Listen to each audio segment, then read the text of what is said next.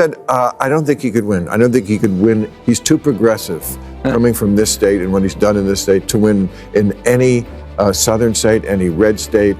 I disagreed, but no, this is a progressive African-American owned station, and I'm sure they like you, but doesn't think you can win. What do you say to that? Taking playful digs at politicians is one thing. Blowing them up on live TV? That's another level. And that's exactly what Bill Maher just did. For years, Maher has gone soft on Gavin Newsom, even fawning over him at times. But now, the gloves are off. On his show, he tore into California's governor, shredding his record and exposing the mess he's made.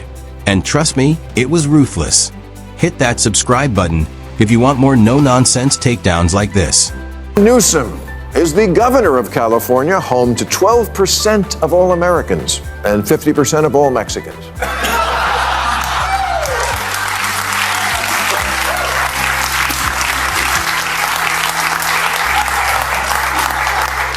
On the upside, Newsom is the only governor, with the possible exception of Kristi Noem, who looks like they could do porn. Did Maher really just claim Gavin Newsom's biggest legacy is that he looks like he belongs in the adult film industry? That's not just sarcasm. That's a total knockout from a guy who once praised him. Imagine being the governor of the most influential state in the country, only to be remembered for your slick looks and little else. Out of all Newsom's supposed achievements, Maher reduced it to a parody-worthy resume. When even your admirers start mocking you like this, you know your political brand is circling the drain. I don't want to say he really wants to be the guy who steps in if the current nominee goes down, but he gets an alert on his phone every time Biden can't think of a word. The downside is that governor of California is kind of like being conservator for Britney Spears. They'll attack him on California's homeless problem, but there's a response to that. The homeless can live anywhere, but they choose California. Let's be blunt. California has rolled out a welcome mat for the homeless. Why wouldn't they swarm there? The laws make it comfortable, even appealing. But this isn't compassion, it's chaos. Under Newsom, homelessness hasn't just risen, it's exploded. Sidewalks turned into tent cities, whole neighborhoods into outdoor shelters. Add in his soft approach to crime, where offenders get slaps on the wrist instead of real consequences. And you've got a recipe for decline. Homelessness up, crime up, quality of life down. That's the Newsom blueprint. Knock on Gavin has always been that he's slick. Yeah, you know what? I'm okay with that. I notice slick is something no one has been accusing Biden of lately.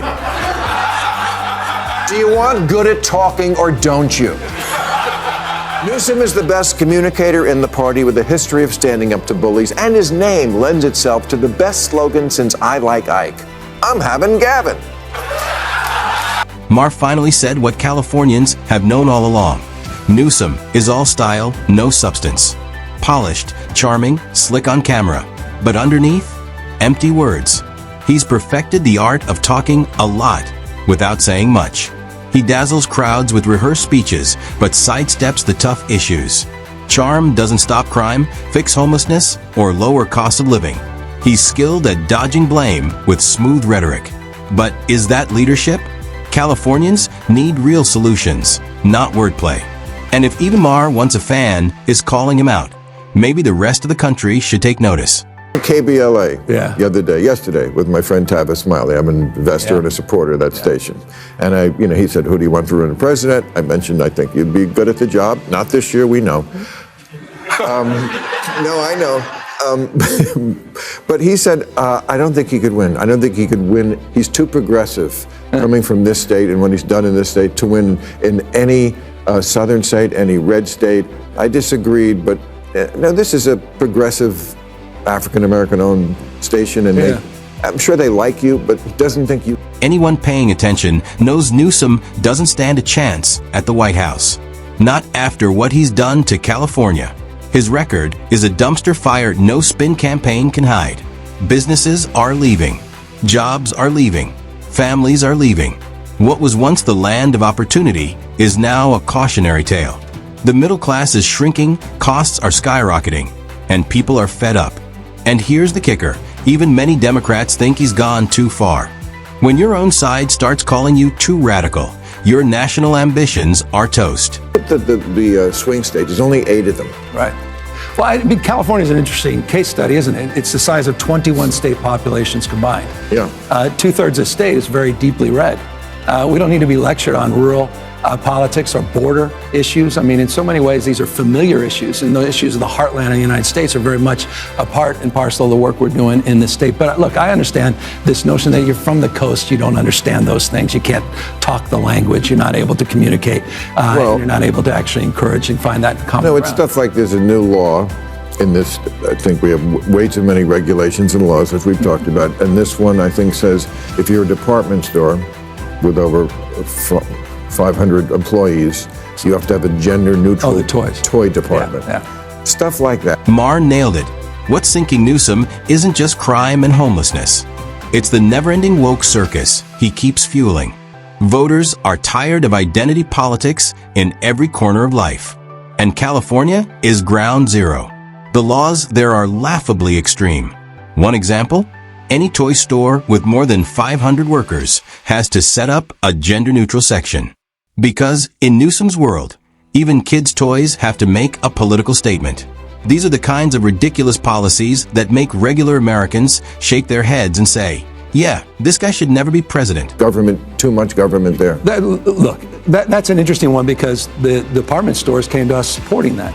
And they were the ones making a case for that.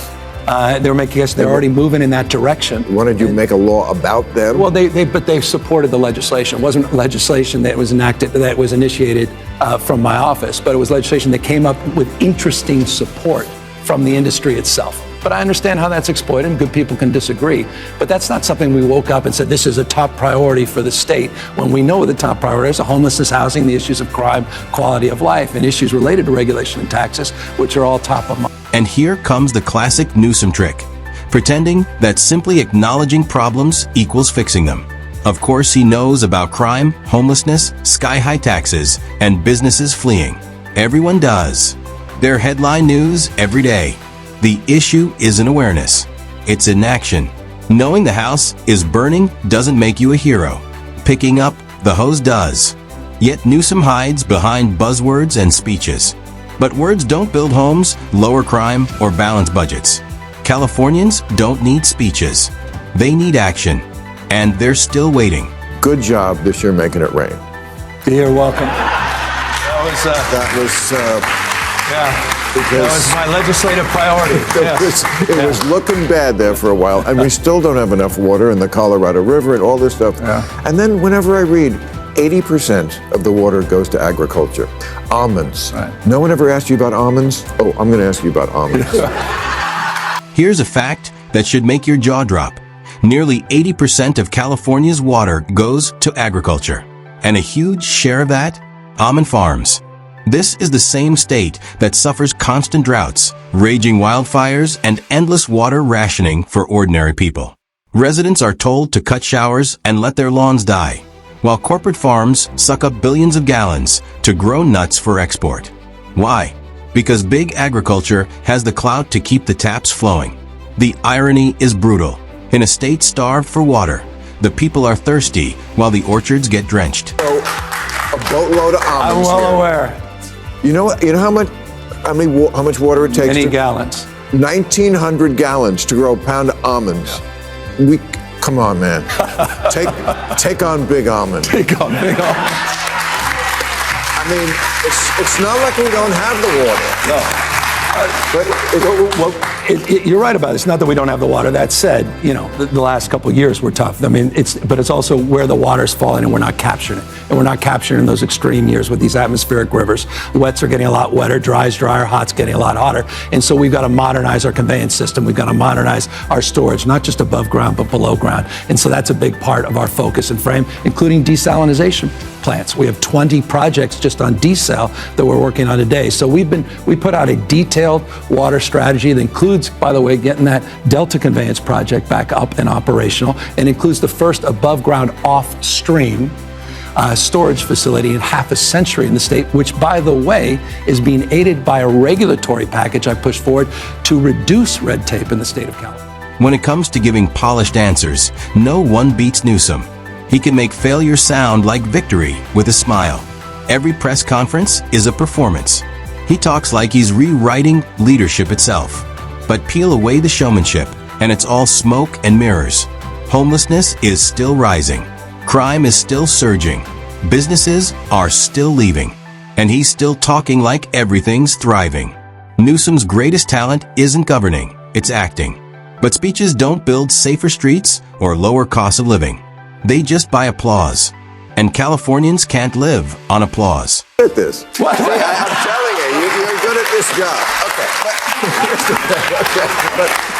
But here's, I feel like the last couple of years you've like purposely picked this fight with the red states. I mean, the DeSantis. Yeah, but I don't want to live in the Civil War country. I agree with that. You know what? Well, but you seem like you purposely want to set up this dichotomy between, oh, this is a blue state and that's a red state. Yeah. And I don't want to live in that country. I like Florida. I'm with you. And by the way, I like Florida as well. I like all these states. I completely agree. I don't want to have a state of mind that's a constant fight or flight. We've gone through so much. We've been polarized and traumatized. It's been a tough 5-6 years across the globe, not just in this country.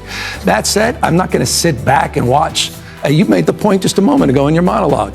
You got folks out there trying to bring us back to a pre-1960s world. America in reverse, rolling back voting rights, LGBTQ rights, women's rights, not just access to abortion, but Newsom is as woke as they come.